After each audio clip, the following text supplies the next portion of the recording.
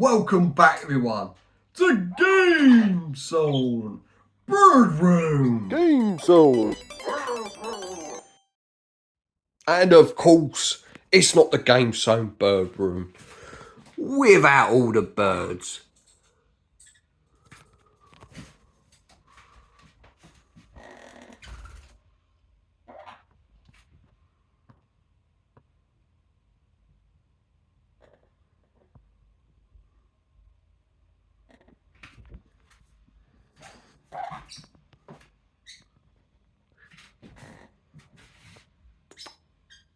What have I got for you today, guys? Well, I have in my hand this chunky little fella. This is the V2.5 XL hard drive. So many games on this, they need a 4 terabyte. So what am I waiting for? Let's load this thing up and let's play some games. So before we start getting into the games, let's have a look at the systems on the V2.5 XL. And there's a lot of systems on this thing. Keep an eye in the top right hand corner, you'll see the number of games in each console. The big winners in this new update are Teknoparrot, a full European power list of PlayStation 1, more PS2 games, and also a full power set of the GameCube games. Hence why we need a 4 terabyte hard drive this time instead of the 2 terabyte. Like always with Lightning Modz, you get this lovely front end. It's clear, it's simple, easy to use, easy to navigate, and it looks fantastic.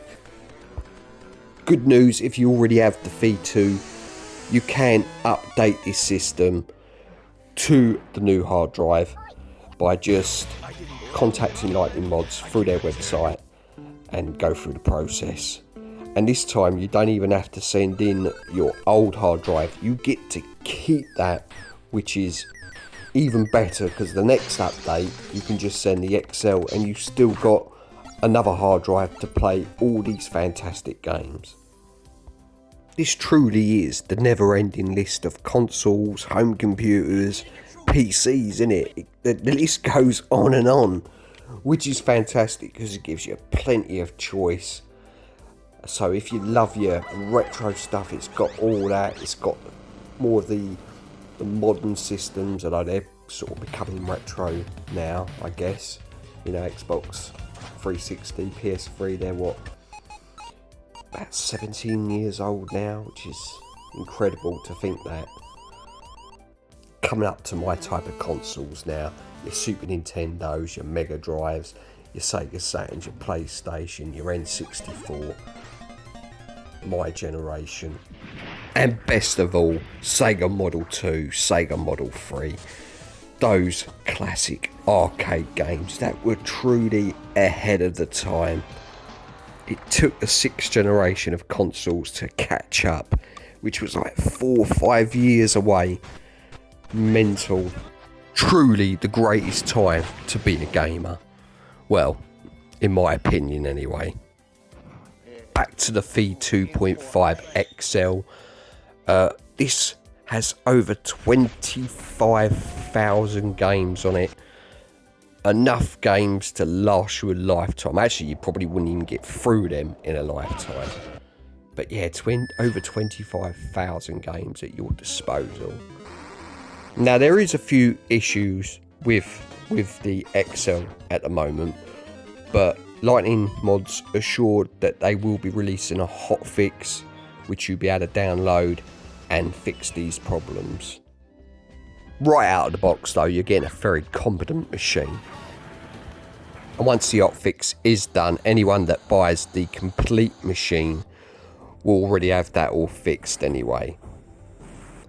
As my thumbnail says, this is just a preview, it's not the full review. I will release a full review as soon as the hot fix has been released. I just wanted to give potential buyers a taste of what the new update can do. Here's 3 of the most interesting ones. Obviously the PlayStation 2, which has great performance. PS3 has now got 18 games in it, and the new one, Teknoparrot. Look, it's a parrot, you gotta love it. I am the Birdman after all. And we're finally coming to the end of how many systems are on this machine. With all games, there we go. We're right at the beginning. Look at that, 25,630. Now this was a nice little surprise. The original arcade version of Virtual Fighter. Now if you're a lover of the Saturn like myself, the original release of Virtual Fighter wasn't particularly that good. I mean, it controlled well. There was just a lot of graphical issues. The remix that was released later as a sort of an apology from Sega was a lot better, with texture mapping as well on the characters, so the characters looked more, well, I should say more realistic at the time. But yeah, the original arcade version of this game is fantastic. And as you can tell with the V2, it's running it almost perfect. The music is just slightly off, a little bit crackly, but other than that, the actual gameplay is running beautifully. Again, this was a lovely surprise to see running on the V2 Star Wars arcade on the Model 1. Remember seeing this in the arcade and I was literally blown away by it. Fantastic game. I was always more of a Star Trek fan, so I always thought, why couldn't they do a Star Trek game like this with these graphics and that? So yeah, that sort of gave me the ump back in the day. But yeah, this truly is a classic. Them clever dicks at Sega, they knew how to do arcade games right. Again, the V2 is running this game pretty much perfect. I mean, the music in this game is actually more improved than Virtual Fighter. It sounds a lot better. Definitely not as crackling as it was in Virtual Fighter. So Lightning Modz have literally outdid themselves to get this game up and running. I never thought I would see this game on the V2, so it was a nice surprise to see this in MAME. The V2 has got the 32X version, which was a great conversion in itself. Obviously not quite as polished, and obviously the ships and everything didn't have quite as many polygons, but you know, it still controls great. But it's lovely to have the arcade version. It really is such a great game. And I'll say it again, it plays brilliant. Over to the PlayStation 3 now, and I've got to try it. I've got to try Daytona USA. One of the greatest arcade racers ever made. Sega Rally's better though. Do you hear that 8-bit ambassador? Do you hear that, mate? Sega Rally's better. There's no denying though, the music in this game is just the greatest music of any game ever, with the exception of probably Sonic R. I mean, Sonic R's not the greatest at games, but the music saves it. But Daytona, on the other hand, is one of the greatest games of all time. The impact this game had on the industry was incredible. It literally did change the gaming scene overnight with its texture mapping and those 3D visuals. Wow, still looks stunning to this day. And this PlayStation version on the V2 runs like a dream. This and the Xbox 360 version is probably the ultimate way to play Daytona USA. The HD visuals look fantastic, and no visual pop-ups either.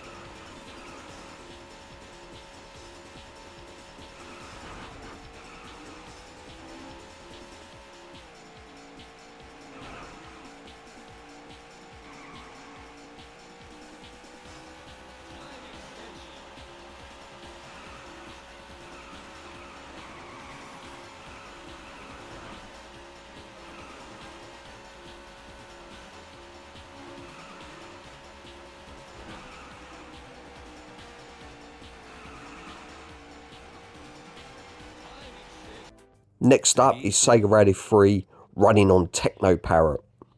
Last time I played this was probably about 9 years ago at Blue Water at Winter Wonderland. And yeah, my missus, my brother, it was a 4-cabinet version of it, and yeah, all three of us played it. I won, of course. I'm the GameZone Birdroom after all. But yeah, it was good fun. It was. Yeah, this was the version where they sort of changed the handling. Definitely wasn't a patch on Sega Rally 1 or Sega Rally 2. Come to think of it.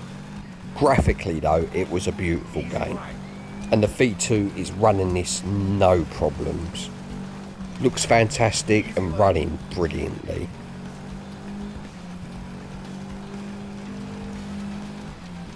Easy right. Over jump. Long easy right. Over jump. Easy right. Easy left. Easy right. Checkpoint. Long medium right. Easy left. Grip. Easy left. Easy right.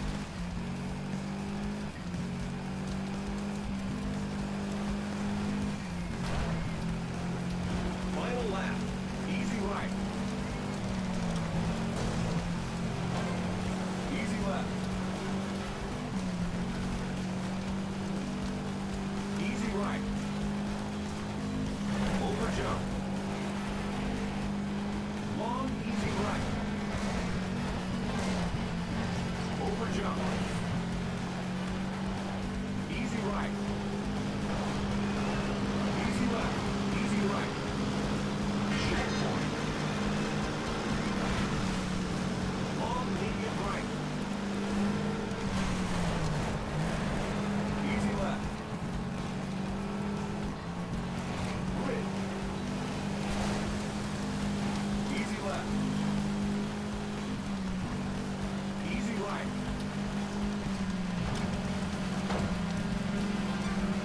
Hurry up. Finish.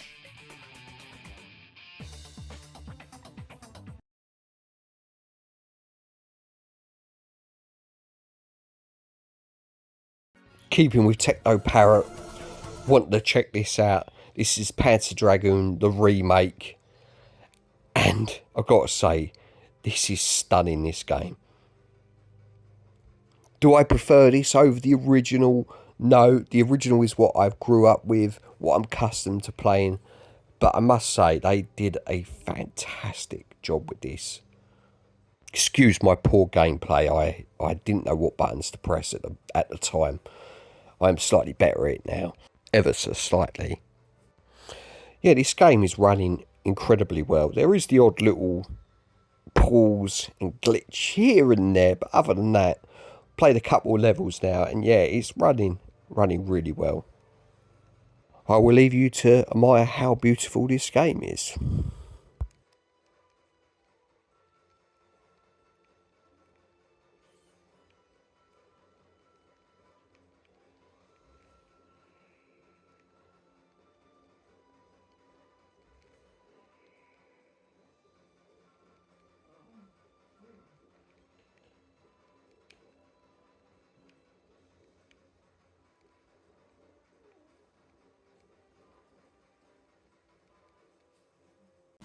Next up is a bit of Wii U. And there's only one game to test. Mario! Welcome to Mario Kart!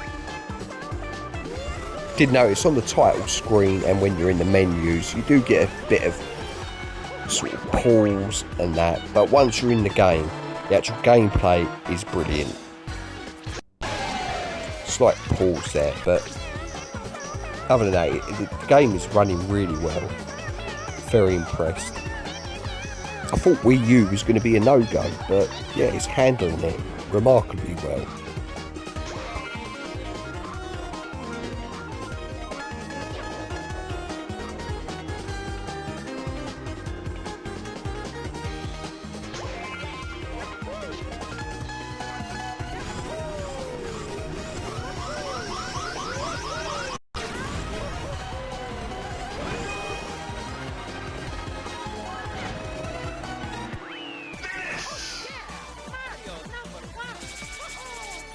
Next up, one of the GameCube harder to run games, F-Zero, one of my favourite games on the system. Great franchise. Nintendo really needs to go back to this. Always got a few glitches just at the start. As I said, this is one of the harder to run GameCube games. This has been upscaled to 1x resolution. Yeah, now Nintendo GameCube does look great in 1x. I wouldn't try and up the resolution too much, because that's when you get more graphical problems and like sound issues and that sort of stuff. So I would try and keep the settings Lightning Modz has already set as the default settings for the system. In game it runs superbly.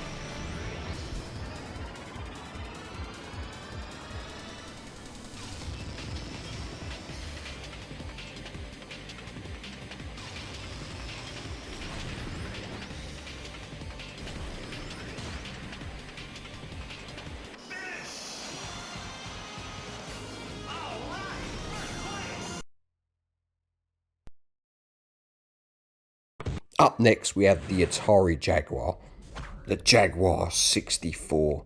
Remember, that's what it was saying in the magazine. This was a 64-bit powerhouse, when in fact it was two 32-bit chips, which they sort of counted for 64-bit. So it was a bit misleading to the public. I do remember reading the magazines. It looked like Atari was going to be a force to reckon with again. I mean, they literally did start the game console business, basically, and they just sort of fizzled out. You know, they just couldn't keep up with what Nintendo and Sega was doing. Some bad business decisions. I mean, history literally repeated itself with Sega. It was a shame to lose Atari out of the console business, and again, obviously with Sega, both third-party companies now releasing games on different consoles. Remember seeing this in the magazine thinking, oh my god, this looks amazing. Looking back now with fresh eyes, it looks pretty bad. But on the V2, this game is playing brilliant. One of the things I love about the V2 is the fact it gives me a chance to play these consoles I never owned. And that's not just for the consoles I never owned. You know, they've got pretty much full list of the consoles I do own. So if there's a game I really do like on it, I can go and buy it, search eBays or some of the retro stores. You know, I can own that game in my collection. Well, I'm a bit lost in this game anyway. On to the next one. With this game, it's a bit of a proof of concept of how far can we really push the V2, or should I say Lightning Modz can push the V2. This is House of the Dead 4 on the PlayStation 3. This was a full game, not a budget title or an arcade download. So this is really pushing the V2 to the absolute limit. And I must say, Lightning Modz, you've done a bloody good job. I never expected to see this on a V2, let alone running. You can at least, play it. I mean, there is a lot of graphical glitches. There is a lot of shuddering. And I believe there is only one level literally playable. But with further updates, who knows, this game might be running perfectly.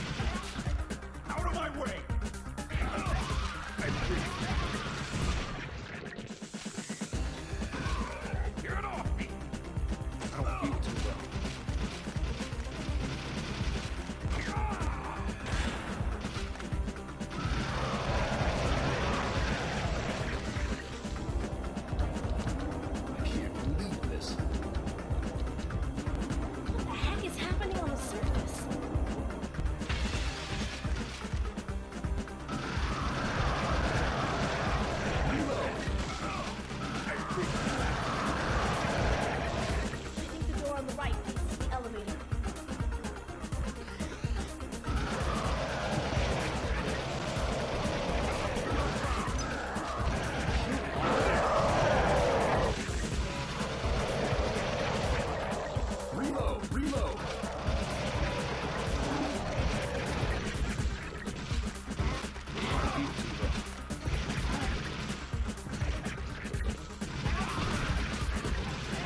Out of my way. Up next, the legendary Sega Model 2 arcade board.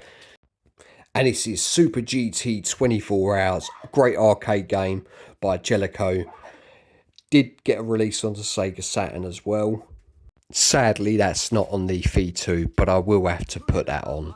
It's a good little conversion as well. Not as good as this arcade game. You see, not all Sega Model 2 games were actually made by Sega. They did lease the technology out to different companies, like Jellicoe and Namco. This is a great looker though, and plays a lot like the Sega Great Arcade Racers. Very happy to report though that Sega Model 2 games on here do run very, very well.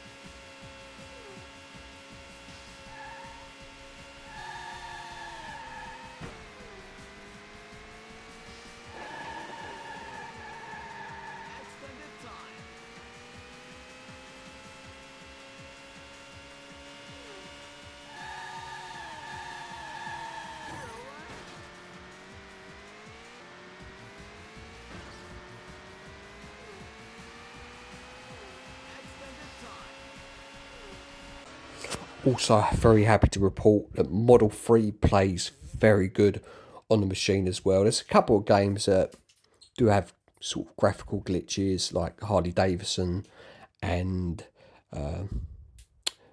Ambulance Emergency.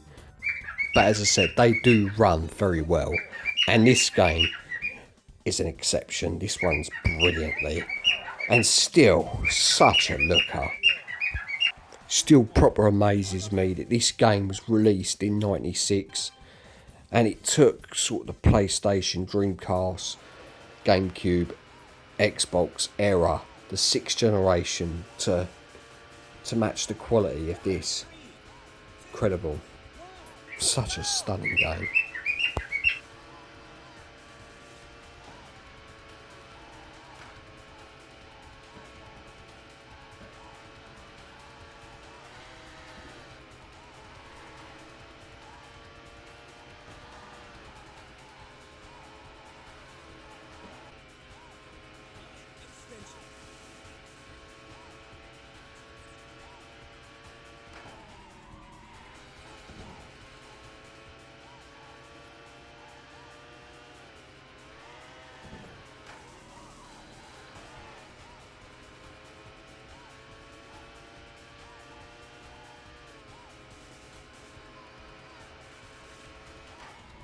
track is slippery. Watch out.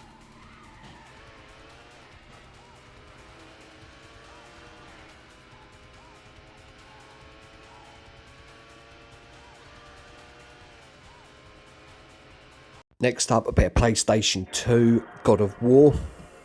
One of the harder to run games for the PS2.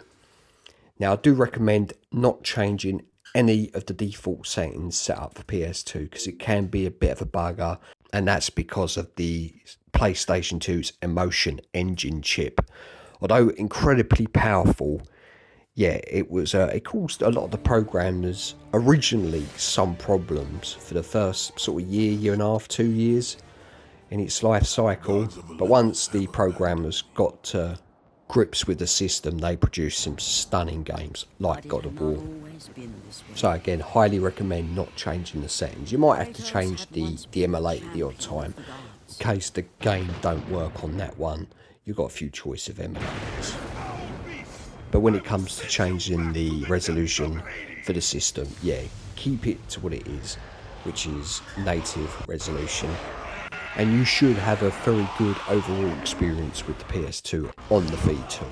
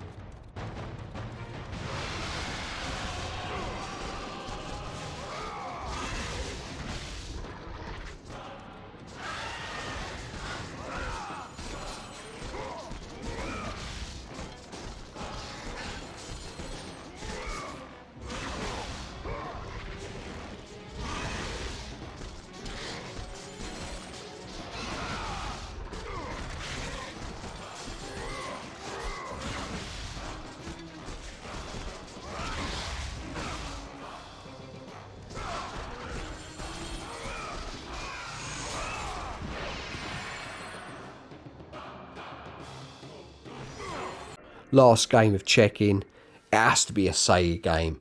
Keep it to the PS2, and it's a remake of one of my favourite side-scrolling 3D beat-em-ups, which is Die Hard Arcade.